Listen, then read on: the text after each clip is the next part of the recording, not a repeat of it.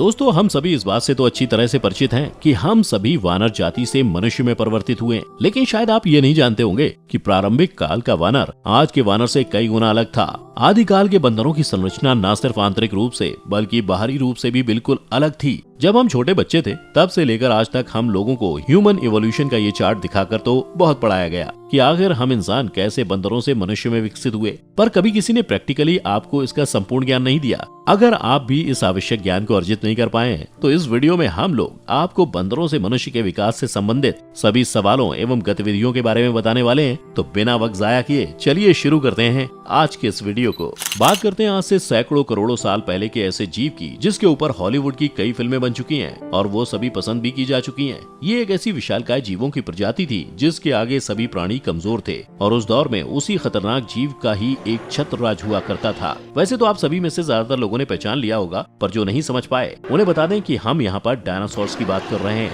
आज से करोड़ों साल पहले डायनासोर ने पूरी धरती पर कब्जा कर रखा था। उनके आगे सभी जीव जंतु कमजोर थे और छुपे हुए रहते थे, और उन्हीं छिपे हुए जीवों की तरह उस समय स्तनधारी जीव भी किसी तरह अपना जीवन व्यतीत कर रहे थे। उस समय स्तनधारी जीव बहुत ही छोटे और न्यूनतम आकार के होते थे, जिस वजह से ज्यादा समय भूमिगत इलाके में ही बिताया करते थे।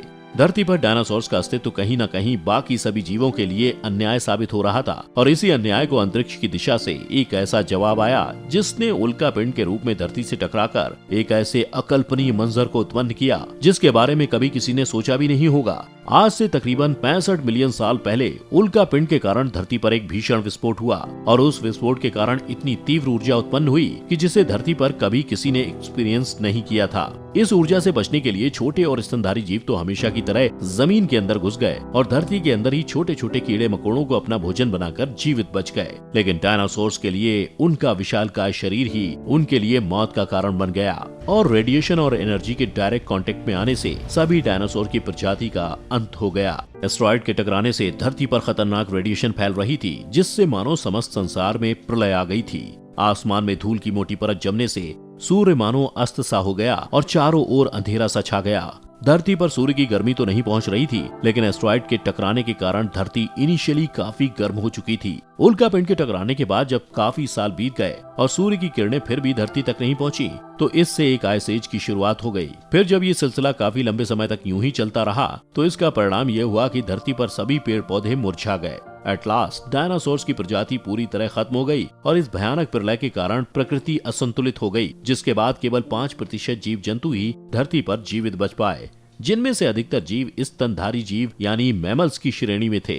कुछ साल बाद धरती का तापमान बैलेंस हुआ तो प्रकृति फिर से धीरे धीरे सामान्य होने लगी। पेड़ पौधे फिर से हरे होने लगे और धीरे धीरे ऐसे ही परिवर्तन में कुछ नए जीवों का भी जन्म हुआ। इसी श्रृंखला में आज से लगभग 5.5 करोड़ साल पहले बंदरों का जन्म हुआ। लेकिन गौर करने वाली बात ये थी कि ये बंदर आज के बंदरों से बिल्कुल अलग दिखते थे। जैसा कि आप इस वीडियो में देख रहे हैं कि इनका शरीर आज के बंदरों की अपेक्षा छोटा था। मुंह आगे की ओर थोड़ा सा लंबा था और पूंछ गिलहरी की तरह ऊपर उठी हुई थी। जब इनका नरकंकाल पुरातत्व विभाग वालों को मिला तो उन्होंने इसी को धरती पर बंदरों का पहला रूप घोषित कर दिया। फिर धीरे धीरे इन बंदरों की शारीरिक संरचना में परिवर्तन आने लगा। इसी तरह जीव जंतुओं के साथ साथ धरती भी धीरे धीरे परिवर्तित और संतुलित हो रही थी। कुछ लाख सालों बाद वातावरण पूरी तरह से सामान्य हो चुका था और दिन तथा रात अपने निर्धारित समय से पूरे हो रहे थे। ऐसे में कुछ जीव शाकाहारी थे जो प्राकृतिक चीजों से अपना पेट भरते थे, तो वहीं कुछ जीव जो मांसाहारी थे वे धीरे धीरे शिकार करने की प्रवृत्ति में आ रहे थे। लेकिन सामान्य होते होते धरती पर फिर एक विपत्ति आई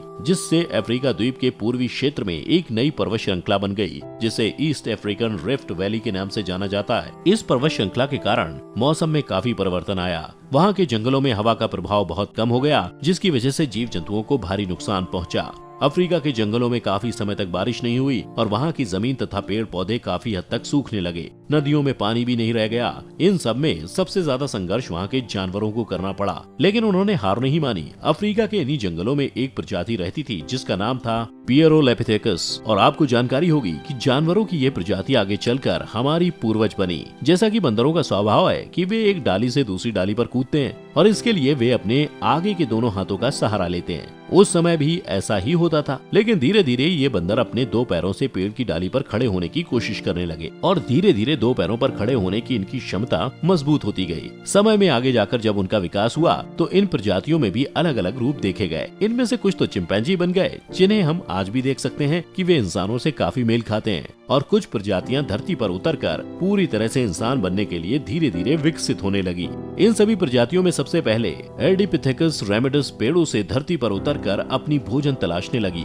और जीवन यापन करने लगी। ये एक क्रांतिकारी कदम था, क्योंकि इसके माध्यम से आगे आने वाली पीढ़ियों को एक नई प्रजाति की धरोहर मिलने वाली थी। अब तक के इतिहास में आई हुई सभी प्रजातियों में से एर्डिपिथेकस रेमिडस ने अपना विकास सबसे अधिक तीव्रता से किया, जिसके अंतर्गत इस प्रजाति के जीवों ने, या कहें कि हमारे पूर्वजों ने, धीरे धीरे महज कुछ ही सालों में अफ्रीका के सभी क्षेत्रों में अपने समुदाय को फैला लिया। लेकिन अपनी पिछली पीढ़ियों से अधिक बुद्धिमत्ता होने के कारण ये सिर्फ अफ्रीका तक ही सीमित नहीं रहे, बल्कि इन्होंने अपनी यात्रा पीढ़ी दर पीढ़ी आगे बढ़ाई और फिर समय आने पर पूरी तरह से धरती के हर कोने पर निवास करने लगे। अपने बुजुर्गों के विपरीत ये पैरों से तो चलते ही थे, लेकिन इसके साथ साथ समय आने पर जब इनका शरीर इनकी आवश्यकताओं के तहत ढलने लगा, तब आगे जाकर इनके हाथ भी पैरों के समान लंबे होने लगे। और ऐसा इसलिए क्योंकि ये पहले पेड़ों पर लटकते थे तो इनके हाथों की लंबाई बहुत अधिक थी, पर जैसे जैसे इनकी वो आदत कम हुई, वैसे वैसे इनकी शारीरिक बनावट में परिवर्तन होने भी शुरू हो गए। फिर जब ये धीरे धीरे दो पैरों पर ही चलने लगे, तो इससे इन्हें शिकार करने में भी आसानी होने लगी और इस नए परिवर्तन से इनकी ऊर्जा भी बचने लगी। धीरे धीरे इसी तरह इनमें बदलाव होता गया और इनका शरीर परिवर्तित होता गया। इनके हाथ पैरों की अपेक्षा छोटे होने लगे और इनके सिर की बनावट भी पहले की अपेक्षा बदलने लगी। इनकी खोपड़ी पहले आकार में छोटी थी, जो अब धीरे धीरे बड़ी होने लगी, क्योंकि इनकी बुद्धिमत्ता बढ़ रही थी। ऐसे में माना जाता है कि होमो हैबिलिस ही हमारे वो पूर्वज थे जिनके मस्तिष्क ने विकास करना शुरू किया था। धीरे धीरे उन्होंने बुद्धि के प्रयोग से नई नई चीजें सीखी, जिनमें से सबसे पहले तो उन्होंने पत्थरों को हथियार के रूप में इस्तेमाल करना शुरू किया। पत्थरों को हथियार की तरह प्रयोग करने से उनके हाथों की बनावट में परिवर्तन हुआ और उनकी उंगलियों में बदलाव देखने को मिला। होमो हैबिलिस ने ही सबसे पहले शिकार करना शुरू किया था, लेकिन अपने प्राथमिक युग में ये शिकार को कच्चा ही खाते थे, क्योंकि इन्हें पकाने की प्रक्रिया पता ही नहीं थी। लेकिन एक दिन उन्होंने पत्थरों को आपस में घिसकर आग की खोज भी कर ली। आग की खोज मानव विकास की शायद आज तक की सबसे बड़ी खोज थी। पहले तो मनुष्य आग से डरता था, लेकिन जब उसे आग का महत्व पता चला तो उसे बहुत सी सुविधा होने लगी। आग के द्वारा ये कच्चे मांस को पकाकर खाने लगे, जिससे इन्हें भोजन करने में आसानी होने लगी और साथ ही साथ आग इन्हें ठंडे मौसम से भी बचाने लगी। जब इनकी बुद्धि में थोड़ा और विकास हुआ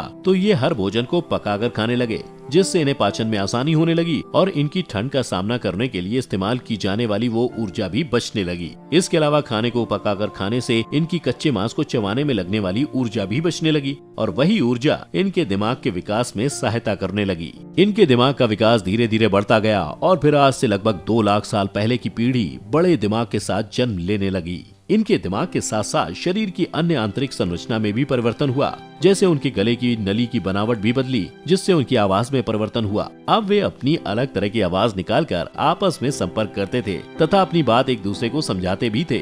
इंसान ने खाना खाना, एक दूसरे से संपर्क करना, अपने आप को सुरक्षित रखना तो सीख लिया था, लेकिन अभी वह पूरी तरह से विकसित नहीं था। न ही उसने अपने लिए घर बनाना सीखा था। आग के आविष्कार के बाद हमारे पूर्वजों ने पेड़ों के पत्तों और जानवरों को मारकर उनकी खाल से अपने शरीर को ढकना सीखा। फिर धीरे धीरे बहुत सारी खोजें की जो एक मानव को सभ्य मानव बनाती हैं। मनुष्य की प्रवृत्ति निरंतर कुछ न कुछ करते रहने की है और इसीलिए आदिकाल से लेकर आज तक मनुष्य दिन प्रतिदिन नए नए आविष्कार करता आया है और आगे भी करता रहेगा। अगर आपको धरती के जीवन और मानव सभ्यता के बारे में और बातें जाननी है और कुछ ऐसे तथ्यों के बारे में जानना है जिनको पूरे YouTube में आज तक किसी ने नहीं बताया होगा, तो इसके लिए आप हमारी हिस्टोरिकल ह्यूमैनिटी वाली सीरीज को चेकआउट कर सकते हैं, जो इस समय आपकी स्क्रीन पर फ्लैश हो रही होगी। इसके अलावा आपको आज का वीडियो कैसा लगा, हमें नीचे कमेंट करके जरूर बताइएगा।